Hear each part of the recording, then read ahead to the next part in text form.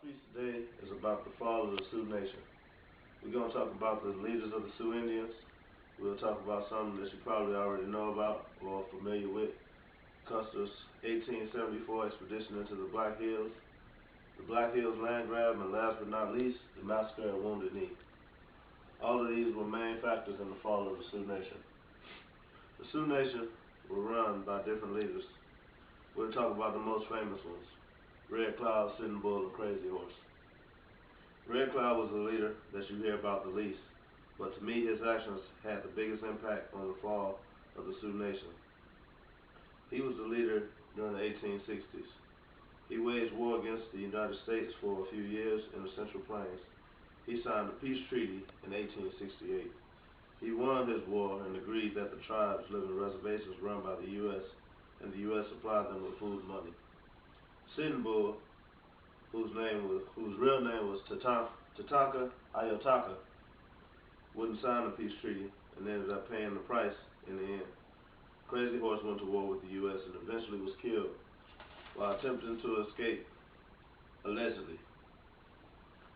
Moving right along, we're going to go to the U.S. side of the house. General Custer. Many of you have heard this story already. The U.S. wanted to buy back the Black Hills.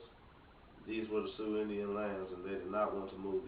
The U.S. were trying to get the gold from these hills. In order to get the gold, they had to make the Sioux relocate.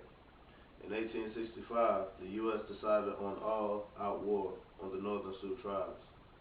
The Sioux never knew they were at war until the U.S. raided a village on the Powder River during the war. During the war, Chief Sitting Bull and Crazy Horse won battles.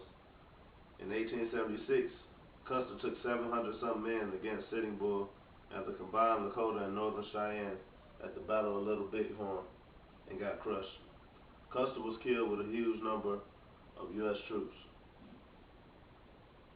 It was an enormous victory for Sitting Bull and the last victory for the Sioux. In the winter, the U.S. discovered that the cannons brought out a weakness in the Sioux.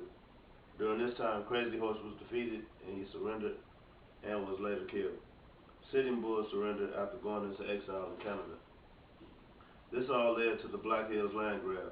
The U.S. couldn't take away any lands unless 75% of the tribal members agreed to the sale. They lied and said that they had all the signatures they needed. They promised to pay for all the land they took and didn't. So basically, they just stole the land. Decades later, the Sioux won a landmark lawsuit. The Sioux wouldn't accept the money, so now the U.S. holds the money in a trust. The trust has been sitting, so it's grown to be about several $100 million or more. Even with all the money being a lucrative attraction in the Sioux only wanted their land. The money was not an option.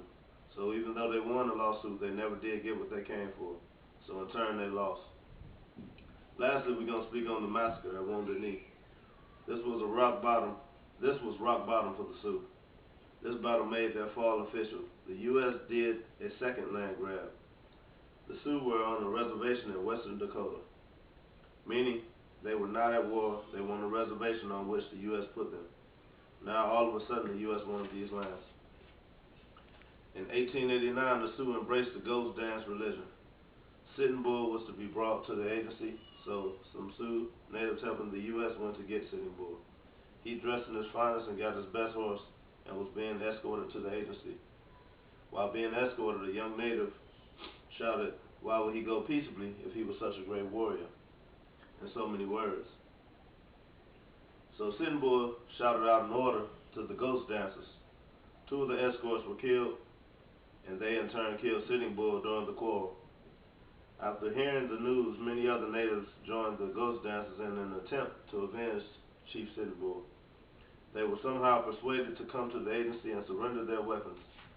They did so, and a white flag was erected in the center of the camp. An order was then given that once they disarmed the Sioux, they were to be killed. This order was carried out, and thus the massacre at Wounded Knee. Afterwards, the Sioux gave up most of the land the U.S. wanted. This was the fall of the Sioux Nation. In conclusion, we talked about the Sioux leaders, Custer's expedition into the Black Hills land grab, and the massacre at Wounded Knee. This concludes my speech about the fall of the Sioux Nation.